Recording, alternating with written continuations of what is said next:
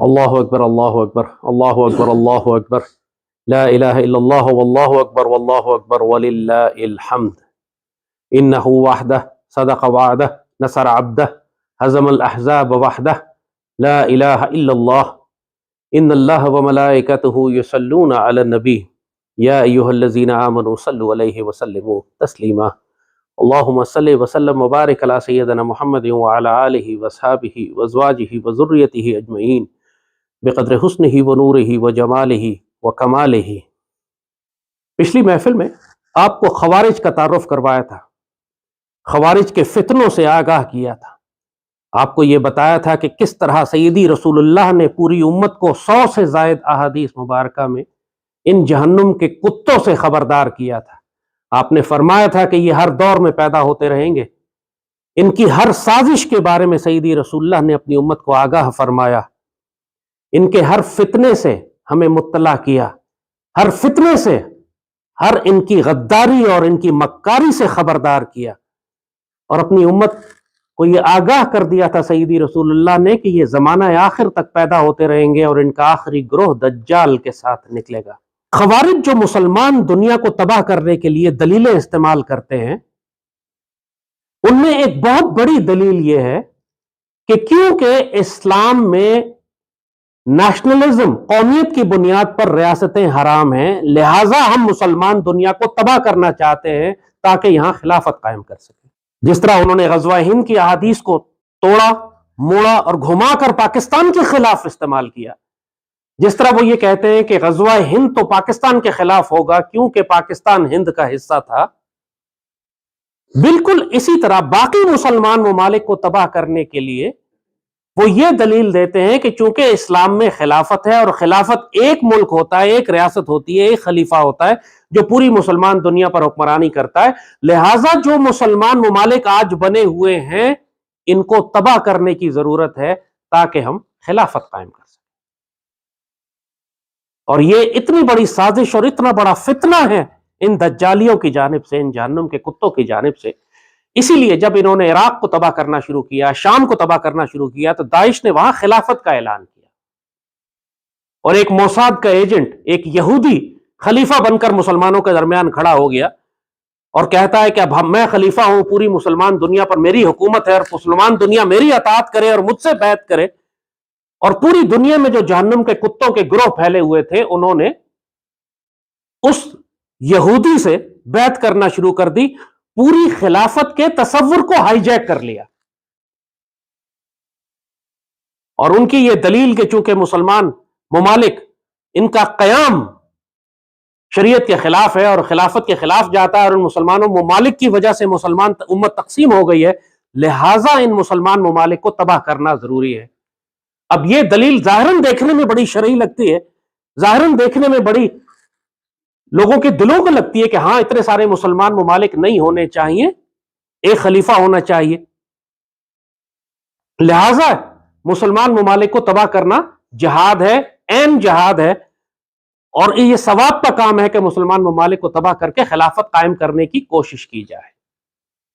یہ وہی فتنہ ہے دجالیوں کا جو یہ غزوہ ہند کا پاکستان کے خلاف استعمال کرتے ہیں، لیکن چونکہ باقی مسلمان ممالک کے خلاف یہ غزوہ ہند کی آیتیں اور حدیث استعمال نہیں کر سکتے، لہٰذا وہاں پر انہوں نے یہ دلیل نکالی کہ خلافت قائم کرنے کے لیے مسلمان ممالک کو تباہ کرنا ضروری ہے۔ اور ظاہر ہے کہ جب مسلمان ممالک کو تباہ کریں گے تو یہ اسرائیل کا اور یہودیوں کا اور صہیونیوں کا اور مشرکوں کا ایجنڈا پورا کریں گے۔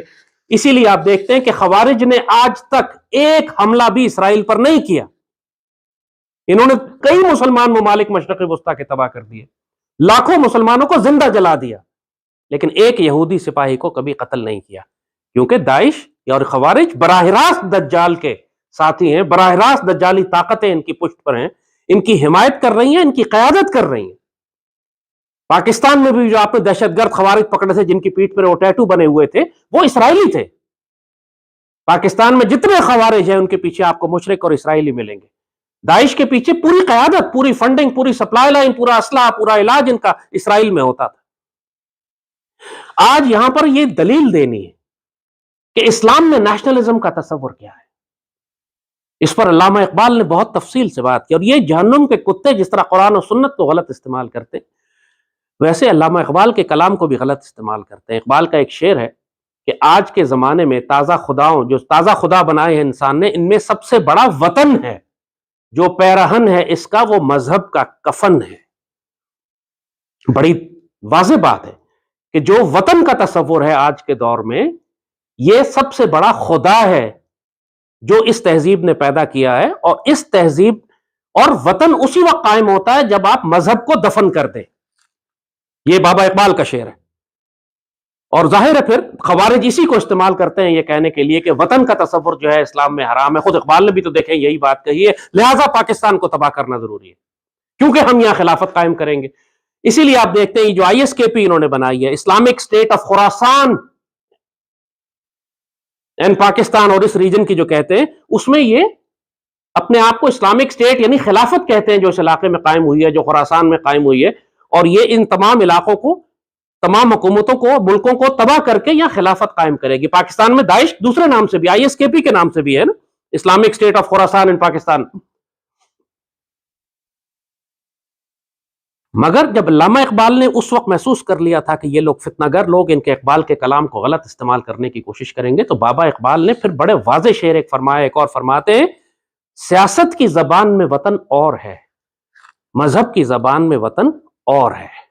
سیدی رسول اللہ نے صلی اللہ علیہ وآلہ وسلم نے اپنی سنت مبارکہ اور اپنی احادیث میں اور مسلمانوں کی پوری تاریخ میں یہ بات بالکل ثابت ہو چکی ہے کہ ایک مسلمان ریاست ہوتی ہے، اس کو آپ خلافت کا نام دیں، اس کو آپ ایک مسلمان ریاست کا نام دیں، اس کو آپ مسلمانوں کے ایک ملک کا نام دیں، مسلمانوں کے زیر کنٹرول کسی علاقے کا نام دیں، یہ مغربی دنیا کے تصور نیشنلزم یا قومیت کے تصور سے، وطن کے تصور سے بالکل مختلف تصور ہے. جو اقبال نے بات کی کہ دور جدید کا تازہ خدا وطنیت ہے، وطن ہے، اس سے اقبال بابا کی مراد ویسٹرن سویلائزیشن کا تصور ہے، جدید دور کا خدا جو انہوں نے بنایا، اسلامی تصور نہیں. مغرب کا تصور یہ ہے کہ ملک بننے چاہیے قومیت اور لسانیت کی بنیاد پر. جرمنوں کا اپنا ملک ہو، فرینچ کا اپنا ملک ہو، انگریزوں کا اپنا ملک ہو، بلغارینز کا اپنا ملک ہو، بیلجیم والوں کا اپنا ملک ہو، یوگوسلاوینز کا اپنا ملک ہو. اس کے اندر بھی پھر جو مختلف قومیتیں بستی ہیں، البانینز کا اپنا ہو تو بوسنینز کا اپنا ہو تو سربز کا اپنا ہو. ملکوں کو بنایا جائے قومیت اور لسانیت کی بنیاد پر. ترکوں کا اپنا ملک ہو، فارسی بولنے والوں کا اپنا ملک ہو، عربوں کا اپنے ممالک ہو. یہ حمیت جاہلیہ ہے، یہ تصور جاہلیہ ہے. یہ ہے وہ مغرب کا تصور وطن جس کو اقبال بابا نے کہا ہے کہ جب یہ آتا ہے تو پھر مذہب کا کفن ہوتا ہے. مسلمانوں کا ملک قومیت اور لسانیت سے آزاد ہوتا ہے. ملک تو مسلمانوں کا بھی ہوتا ہے، لیکن وہ ملک قائم ہوتا ہے اللہ اس کے رسول صلی اللہ علیہ وآلہ وسلم کے دین کے اوپر. وہ قومیت اور لسانیت پر قائم نہیں ہوتا. جس وطن کو اللہ نے حرام قرار دیا ہے، جس وطن کو بابا اقبال نے حرام قرار دیا ہے، جس وطن کو سیدی رسول اللہ نے عصبیت جاہلیہ فرمایا ہے، جاہلی تعصب، جاہلیت کا تعصب اور عصبیت، وہ قومیت اور لسانیت کی بنیاد پہ ہے، فرقہ واریت کی بنیاد پر ہے، اللہ اس کے رسول صلی اللہ علیہ وآلہ وسلم کے دین کی بنیاد پر نہیں. مدینے کی ریاست جو قائم ہوئی تھی وہ صرف مکہ کے قریشوں کے لیے تو نہیں تھی، وہ مدینے کے اوس اور خزرج قبائل کے لیے تو نہیں تھی، وہ سیدی رسول اللہ کی امت کے لیے تھی. اب پوری دنیا میں کوئی بھی مسلمان ہو، وہ مدینے کی پناہ گاہ میں داخل ہو کر ایک برابر کا شہری بنتا تھا. صہیب رومی روم سے چلتے ہوئے آئے، بلال حبشی حبشہ سے، افریقہ سے چلتے ہوئے آئے، سلمان فارسی ایران سے چلتے ہوئے آئے. پوری دنیا سے جو مسلمان ہوا وہ آ کے مدینے کی ریاست کا شہری بنا. مدینے کی ریاست کی بنیاد اللہ اس کے رسول صلی اللہ علیہ وآلہ وسلم کی محبت پر ہے، عصبیت پر، قومیت پر، لسانیت پر، رنگ و نسل پر نہیں. جب سیدی نے فرمایا کہ کسی گورے کو کالے پر فوقیت نہیں، کسی کالے کو گورے کو کالے پر نہیں، کالے کو گورے پر نہیں، آپ نے اس وقت فرما دیا تھا کہ یہ سب جاہلیت کے سودے ہیں، یہ سب جاہلیت کی باتیں ہیں جن کو جو میرے قدموں تلے. خطبہ حجۃ الوداع میں آپ نے جلال سے پاؤں زمین پر مار کے فرمایا تھا کہ یہ آج میرے قدموں تلے. اس کے بعد مسلمانوں کی جو ریاست دنیا میں بنی 1400 سال، اس میں کبھی بھی قومیت، لسانیت یا عصبیت کا عنصر شامل ہی نہیں تھا، صرف اتنا کافی تھا کہ ایک مسلمان ہے۔ جب ایک مسلمان اور ایمان اور اسلام کے نام پر کوئی ریاست بنتی ہے تو وہ وطن کا مغربی تصور نہیں ہے، وہ اسلامی ریاست ہے۔ جبھی تو وہ احادیث ہیں جس کا مفہوم ہے کہ اسلامی ریاست کی سرحدوں کی حفاظت کرنے والا ایک شخص اگر ساری رات جاگا تو اللہ نے اس آنکھ پر جہنم حرام کی ہوئی ہے۔ تو کوئی اسلامی ریاست ہوگی تو اس کی کوئی سرحد ہوگی نا۔ اسلامی ریاستیں ہوتی ہیں، اسلام مسلمانوں کے ملک ہوتے ہیں، مسلمانوں کے خطہ زمین ٹیریٹریز ہوتی ہیں، لیکن وہ چیز جو ان کو کفر کے نظام سے مختلف کرتی ہے کہ کفر کا نظام قومیت اور لسانیت کے اوپر ہوتا ہے، مسلمانوں کا نظام اللہ اس کے رسول صلی اللہ علیہ وآلہ وسلم اور قرآن پر مبنی ہوتا ہے۔ یہ پاکستان جب بنایا تو یہ پنجابیوں نے یا پشتونوں نے یا بلوچوں نے یا سندھیوں نے یا کشمیریوں نے نہیں بنایا، نہ ان کے لیے بنا، یہ ہندوستان کے مسلمانوں نے اس لیے بنایا کہ پاکستان کا مطلب کیا؟ لا الہ الا اللہ۔ پاکستان کی ریاست مغربی ریاست کی طرح وطن کا تصور نہیں ہے، یہ مدینے کی ریاست کی طرح سیدی رسول اللہ کی امت کی حفاظت کے لیے ایک پناہ گاہ ہے، پوری امت کے لیے پناہ گاہ ہے۔ یہ تو ان بدبخت پلیت لانتی یہودیوں نے یہ تصور اٹھا کے اپنی ریاست پر نافذ کر دیا کہ دنیا میں کوئی بھی یہودی ہے وہ اسرائیل میں آ کر آباد ہو سکتا ہے صرف اس لیے کہ وہ یہودی ہے۔ وہ دوسری بات ہے کہ اس کے اندر بھی وہ فساد اور فتنہ ڈالتے ہیں، ان کو بھی کالے یہودی پسند نہیں ہے اور یورپین یہودی پسند ہے، یہ جھوٹ بولتے ہیں اوپر سے اپنی مکاری کرنے کے لیے۔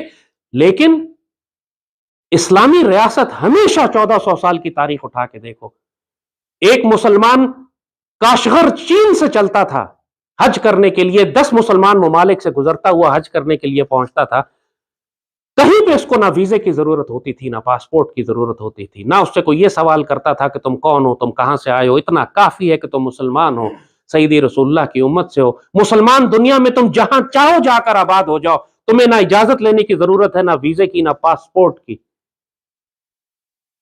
ہمیشہ سے مسلمان سلطنتیں تھیں، خوارزم شاہ کی سلطنت تھی، عباسی تھے، سلجوق تھے، ایوبی تھے، مملوک تھے مصر میں، ہر تمام جگہ جگہ مسلمان ریاستیں بھی تھیں، خلافت بھی تھی، بغداد میں بھی خلافت تھی، اندلسیہ میں بھی خلافت تھی، بہت ساری مسلمان ممالک پوری دنیا میں بنے ہزاروں 1400 سال کی تاریخ میں، مگر ہر جگہ ایک بات بالکل مشترک تھی کہ کہیں پہ کوئی سوال نہیں کیا جاتا تھا کسی شخص سے اگر وہ مسلمان ہے، دنیا کے جس مرضی کونے سے چلے، جس مرضی کونے میں جا کر آباد ہو جائے، زمین خریدے، شادی کرے، جائیدادیں خریدے، صرف یہ کافی ہے کہ وہ مسلمان ہے۔ اس لیے یہ مسلمان ریاستیں جو تاریخ میں بنی ہیں، یہ کبھی بھی عصبیت پر، قومیت پر، لسانیت پر، عصبیت جاہلیہ پر نہیں بنی۔ مغرب کا تصور ہے جس کو اقبال بابا نے کہا ہے کہ آج کے خداؤں میں سب سے بڑا وطن ہے، جو پیرہن ہے اس کا وہ مذہب کا کفن ہے، وہ یہ ہے جب انہوں نے ملکوں کو تقسیم کر کے ملکوں کو بنایا اس طرح۔ عربوں نے جب بغاوت کی ترک مسلمانوں کے خلاف یہ کہہ کر کہ یہ عرب بغاوت ہے، یہ عصبیت جاہلیہ پہ تھی جس پر انہوں نے سیدی رسول اللہ کی امت کو تکلیف دی، لارنس آف اریبیا کے ساتھ مل کر۔ یہ جو سارے ممالک اس وقت مسلمانوں کے بنے ہوئے ہیں، بدنصیبی سے یہ ممالک آج کی ماڈرن نیشنلزم میں آتے ہیں۔ انہوں نے ویزا پاسپورٹ کی شرطیں لگائی ہوئی ہیں، مسلمانوں پر سختیاں اور پابندیاں ہیں، مگر اس کے اندر مسلمان رہتے ہیں۔ ان ملکوں کو آپ جب تباہ و برباد کر دیں گے تو آپ مسلمانوں کو تباہ کریں گے، جیسے غزہ کے مسلمانوں کو تباہ کیا جا رہا ہے، جیسے اس سے پہلے شام اور عراق کے مسلمانوں کو۔ اس نظام کو ٹھیک ہونے کی ضرورت ہے، مگر اس دلیل کا مطلب یہ نہیں ہے کہ مسلمان ملکوں کو آگ لگا کر مسلمانوں کو ہلاک کر دیا جائے۔ اقبال بابا نے اس کا جواب دیا تھا پھر، reconstruction of religious thought in Islam, ان کی بڑی مشہور کتاب، اس میں انہوں نے بڑی تفصیل سے اس بات کا جواب دیا۔ فرماتے ہیں کہ اب جب کہ خلافت نہیں ہے اور مسلمان ملک الگ الگ ہو گئے، تو ہر مسلمان ملک کی ذمہ داری ہے کہ اپنے آپ کو پہلے مضبوط کرے، ہر لحاظ سے، روحانی، اخلاقی، معاشی، عسکری طور پر، اور پھر مسلمان ممالک اتحاد بناتے رہیں آپس میں، اور بنتے بنتے وہ ایک اتنا بڑا اتحاد بنا لیں کہ جو مسلمان امت کا تصور ہے، جو خلافت کا تصور ہے، جو اقبال کا وہ شعر ہو کہ ایک ہو مسلم حرم کی پاسبانی کے لیے، نیل کے ساحل سے لے کر تابہ خاک کاشغر، یہ اسی خواہش کا اظہار ہے۔ ایک ہو مسلم حرم کی پاسبانی کے لیے، نیل کے ساحل یعنی افریقہ سے لے کر سینٹرل ایشیا تک، چائنا تک۔ لیکن پھر یہ بھی بتایا کہ اب ملک بن چکے ہیں، آج کے دور کی ایک ریالٹی ہے، ملک بنے ہوئے ہیں۔ مسلمان ممالک کم از کم یہ کر سکتے ہیں کہ اپنے اندر سے وہ سختیاں ختم کریں مسلمانوں کی جو آپس میں ہوتی ہیں، جس طرح یورپ نے کر دی۔ یورپ کو کافر سب ایسے ہی کرتے ہیں۔ یورپ میں آپ ایک شینگن ویزا لیتے ہیں، آپ پورے یورپ میں جہاں مرضی چلے جائیں، جو مرضی کاروبار کریں، جس طرح مرضی رہیں۔ کینیڈا اور امریکہ کے درمیان جس طریقے سے آپ آتے جاتے ہیں، کوئی پابندیاں نہیں ہیں۔ دنیا کے 50 ملک یہود آپس میں اس طریقے سے تعلقات رکھتے ہیں کہ نہ ویزے کی ضرورت ہے، نہ آپ کو ٹھہرنے کے لیے کوئی پابندی ہے۔ آپ جتنے چاہے جائیداد جاگیر خریدیں، انویسٹمنٹ کریں، کاروبار کریں، شادیاں کریں، آپ کو کوئی روکنے پوچھنے والا نہیں۔ کافروں نے کیا ہوا ہے، مسلمانوں نے سختیاں کی ہوئی ہیں، اس لیے کہ مسلمان حکومتیں ابھی بھی نہ ان میں نگاہ بلند ہے، نہ سخن دل نواز ہے، نہ جہاں پرسوز ہے۔ کوئی وہ ایسا میر کارواں ہے ہی نہیں مسلمان امت میں ابھی کہ جو امت کی قیادت کر سکے۔ مگر اس کا مطلب یہ نہیں ہے کہ آپ مسلمان دنیا کو آگ لگا دیں، پاکستان کو آگ لگا دیں۔ یہ پاکستان مدینے کے بعد واحد ریاست ہے جو اسی طرح بنی جس طرح مدینے کی ریاست اول سیدی رسول اللہ نے قائم فرمائی۔ یہاں بھی مشرکین سے ہجرت ہوئی، وہاں بھی ہجرت ہوئی، یہاں بھی غزوہ بدر، وہاں بھی غزوہ بدر، احد اور جنگیں لڑی گئی مشرکین کے ساتھ، آخر میں فتح مکہ ہوا۔ یہاں بھی ہم نے جنگیں لڑی اور حالت جنگ میں ہے ہر وقت، اور انشاءاللہ آخر میں غزوہ ہند کے بعد فتح مکہ ہوگا۔ پاکستان قومیت اور لسانیت پہ نہیں بنا تھا، پاکستان عصبیت جاہلیہ پہ نہیں بنا تھا، یہ پاکستان سیدی رسول اللہ کی امت کی حفاظت کے لیے بنا تھا، یہ پاکستان غزوہ ہند کے لیے بنا تھا۔ تو جب یہ خوارج جہنم کے کتے یہ دلیل لگاتے ہیں کہ پاکستان ایک ماڈرن نیشنل اسٹیٹ ہے اور اس کو تباہ ہو جانا چاہیے، یہ اسی طرح جہنم کے کتوں کی دلیل ہے جیسے یہ غزوہ ہند پاکستان کے خلاف استعمال کرتے ہیں۔ اس دھوکے میں مت آنا، یہ بار بار تمہیں یہی دلیلیں دیں گے کہ اسلامی ریاست تو ہوتی کوئی نہیں، خلافت ہوتی ہے، پاکستان کو تباہ کر دیتے ہیں۔ خلافت قائم کرنے کے لیے بھی کوئی مرکز چاہیے ہوتا ہے۔ سیدی رسول اللہ نے پہلے ریاست قائم فرمائی، خلافت تو بعد میں آئی۔ خلافت اس وقت آئی جب سیدی نے پردہ فرمایا، سیدنا ابو بکر تشریف لائے، پھر سیدنا عمر آئے، اس کو خلافت کہتے ہیں۔ سیدی رسول اللہ کی حکومت تو خلافت نہیں تھی، سیدی رسول اللہ کی حکومت تو آپ کی اپنی حکومت ہے۔ جب خلافت راشدہ کی ہم بات کرتے ہیں تو اس کا آغاز سیدنا ابو بکر سے ہوتا ہے، اور سیدی نے یہ بات فرما دی تھی کہ خلافت راشدہ اتنا عرصہ چلے گی، کچھ عرصہ چلے گی، اس کے بعد ملوکیت آ جائے گی، اس کے بعد بادشاہتیں ہوں گی، اور اس کے بعد دوسرا نظام ہوگا۔ مگر اس کا مطلب یہ تو نہیں ہے کہ پوری دنیا میں جہاں بھی مسلمان بسیں اس ملک کو اس لیے تباہ و برباد کر دیا جائے اور ہلاک کر دیا جائے کہ وہاں خلافت قائم نہیں ہے۔ یہ بات بھی سیدی نے فرمائی تھی کہ کاٹ کھانے والی بادشاہتیں بھی آ جائیں گی، ظالم ڈکٹیٹرشپس آ جائیں گی، مگر اس کے بعد اللہ خلافت اللہ مناج النبوہ کو قائم فرمائے گا۔ یہ معاملات یہودیوں کے طے کرنے کے نہیں ہیں۔ موساد اور اسرائیلی انٹیلیجنس اور انڈین انٹیلیجنس کے اور CIA کا فیصلہ نہیں کر رہے، انہوں نے فیصلہ نہیں کرنا کہ مسلمانوں کا خلیفہ کون ہوگا اور خلافت قدر قائم ہوگی۔ یہ اللہ کے فیصلے ہیں۔ اس سے پہلے بابا اقبال نے جیسے فرمایا کہ مسلمان ممالک اپنی حفاظت کریں، اپنے آپ کو مضبوط کریں، اپنی عسکری، اپنی معاشی، اپنی معاشرتی ترقی کریں، اپنے لوگوں کو اس قابل کریں۔ وہ جو مشہور شعر ہے ان کا، جب تک کہ خلافت کی بنا دوبارہ قائم نہیں ہوتی، تب وہ شعر مجھے یاد نہیں ہوتے، تب خلافت کی بنا نہ ہو استوار، اپنے قلب و جگر میں قوت پیدا کر، اس قسم کا کوئی شعر ہے بابا۔ جب تک کہ خلافت دوبارہ قائم نہیں ہوتی، تم اپنے وجود میں وہ جگر پیدا کرو کہ تم اس کو برداشت کرنے کے قابل بنو، جو خلافت کی ذمہ داریاں تم اٹھا سکو۔ تو بات بالکل واضح ہے، خوارج کے اس فتنے میں مت پڑ جانا کہ پاکستان کے خلاف جنگ کرنے لگ جاؤ۔ یہ پاکستان سیدی رسول اللہ نے اپنی نگرانی میں، اپنے کرم میں، اپنے فیضان سے غزوہ ہند کے لیے تیار کروایا ہے۔ تم خوش نصیب ہو کہ پاکستان میں پیدا ہوئے ہو، کہ یہ ریاست قومیت اور لسانیت پر نہیں بنی، یہ عربوں اور ترکوں اور ایرانیوں کی طرح زبان پر، تہذیب پر نہیں بنی، یہ ریاست اللہ اس کے رسول صلی اللہ علیہ وآلہ وسلم کے دین پر بنی ہے، غزوہ ہند کے لیے بنی ہے، امت کی قیادت کے لیے بنی ہے۔ اس کو جو نقصان پہنچائے گا، اسی طرح جس طرح مدینے کی ریاست کو جو نقصان پہنچاتا، جس طرح سیدنا ابو بکر، سیدنا عمر، سیدنا عثمان اور سیدنا علی کی خلافتوں کو جو نقصان پہنچاتا، اسی طرح آج کے دور میں جو پاکستان کو نقصان پہنچائے گا وہ اتنا ہی بڑا غدار اور خارجی اور دشمن اور مشرک اور یہود اور ہنود ہوگا۔ اور آپ دیکھتے ہیں کہ ایسا ہی ہے کہ پوری دنیا کا ہر کفر پاکستان کو تباہ کرنے کے لیے لگا ہوا۔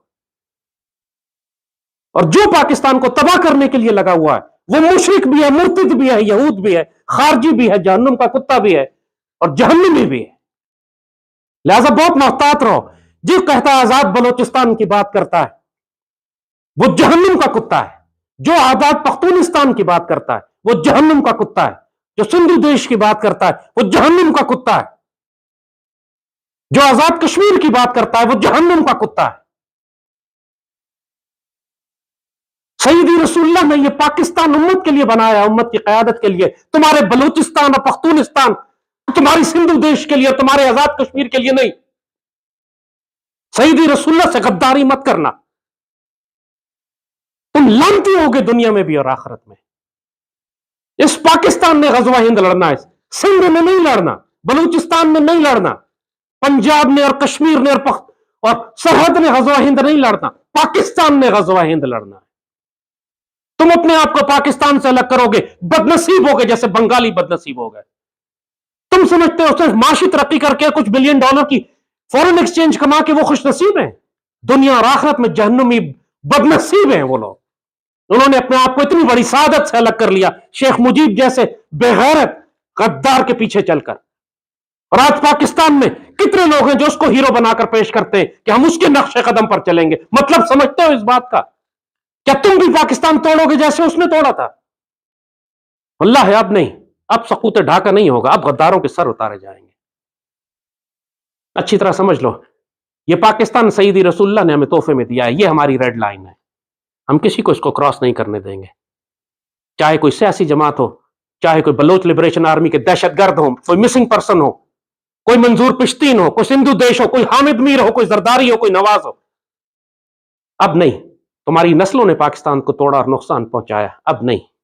اب تمہارے سر اتارنے کا وقت ہے انشاءاللہ.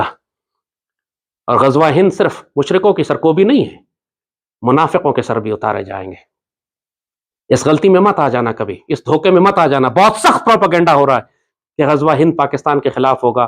پاکستان کی ریاست ایک نیشنلسٹ ریاست ہے، اس کو تباہ کر کے خلافت قائم کرنی ہے ہم نے. تمہیں سمجھا دیا ہے بہت اچھی طرح. یہ پاکستان نیشنلسٹ ریاست نہیں ہے. اس میں نظام ٹھیک ہونے کی ضرورت ہے بے شک، اس میں اسلامی نظام لانا ہے بے شک، سود اور نظام ختم کرنا ہے بے شک، مگر یہ فی الحال مسلمانوں کی پناہ گاہ ہے. ورنہ تم غزہ بن چکے ہوتے، ورنہ تم عراق، سیریا، لیبیا، یمن، افغانستان بن چکے ہوتے. تم اگر نہیں بنے ہو تو اللہ نے یہ پناہ گاہ جو تمہارے پاس رکھی ہے اس کو آگ مت لگا دینا خوارج اور مشرکین کے بہکاوے میں آ کر. یہ وسوسہ ہے جو تمہارے دلوں میں ڈالتے ہیں، یہ جنوں میں سے بھی ہیں اور انسانوں میں سے بھی. یوسوس فی صدور الناس من الجنۃ والناس. اس پاک سرزمین کی حفاظت کرنا یہ سیدی رسول اللہ کی امانت ہے. جو اس کی حفاظت میں مارا جائے گا افضل شہید ہے، جو بچے گا وہ افضل غازی ہے. اسی فوج نے، اسی ملک نے، اسی قوم نے قیادت کرنی ہے امت کی غزوہ ہند کے لیے اور بعد میں فلسطین کو آزاد کرانے کے لیے. جو آج کی مشکلات اور پریشانیاں ہیں اس کی وجہ سے پاکستان کو گالی مت دے دینا، پاکستان چھوڑ کر مت چلے جانا. بیڑا غرق کر لو گے تم اپنا. باہر اب دنیا میں کوئی پناہ نہیں ہے. دنیا میں کہیں چلے جاؤ تمہیں اب پناہ نہیں ملے گی. پوری دنیا میں آگ لگنے والی ہے، عالمی جنگیں آنے والی ہیں، قحط آنے والا ہے، خانہ جنگیاں آنے والی ہیں. اللہ نے تمہیں یہ پاکستان پناہ گاہ دی ہے، اس کی ناشکری نہ کرنا ورنہ اللہ تم کو کتوں کے حوالے، جہنم کے کتے اور مشرکوں کے حوالے کر دے گا. اس پاک فوج کی قدر کرو جس کی وجہ سے آج تم غزہ نہیں بنے ہوئے. میرے مالک گواہ رہنا، میرے مالک گواہ رہنا، ہم اس کفر اور دجال کے نظام سے بری ہیں. ہم سیدی رسول اللہ کے پاکستان کی حفاظت کرنے والے ہیں. ہم غزوہ ہند کی نیت رکھنے والے ہیں. ہمیں توفیق اور اجازت دینا کہ ہم غزوہ ہند میں شریک ہوں اور ہند کے قیادت کو زنجیروں میں لپیٹ کر واپس لائیں اور پلٹیں تو شام میں عیسیٰ علیہ السلام کو پائیں اور پھر بیت المقدس شریف آزاد کرائیں اور دجال کو قتل کرنے والے کی فوجوں میں سے شامل ہوں. یا اللہ ہمیں خلافت الحمناج النبوہ نصیب فرمانا، حیات طیبہ، رزق الکریم اور حسن الخاتمہ نصیب فرمانا. ہمیں سیدی رسول اللہ کی تلواریں اور شیر بنا. ہمیں اس جماعت میں شامل فرما جو سیدی رسول اللہ کے دین کی حفاظت کرنے والی ہے. ہمیں اس جماعت میں شامل نہ فرمانا جو سیدی رسول اللہ سے غداری کرتی ہے. میرے مالک ہمیں قومیت، لسانیت، فرقواریت اور عصبیت جاہلیہ سے بچانا، سیدی رسول اللہ کے دین کا محافظ بنانا. اپنے حبیب پاک کے صدقے میرے مالک کرم فرمانا، ہمیں دنیا اور آخرت میں سیدی رسول اللہ کے ساتھ رکھے. صلی اللہ تعالی علی خیر خلقہ نور عرشہ زینت فرشہ سیدنا محمد وعلی آلہ وصحبہ وسلم. آمین یا رب العالمین.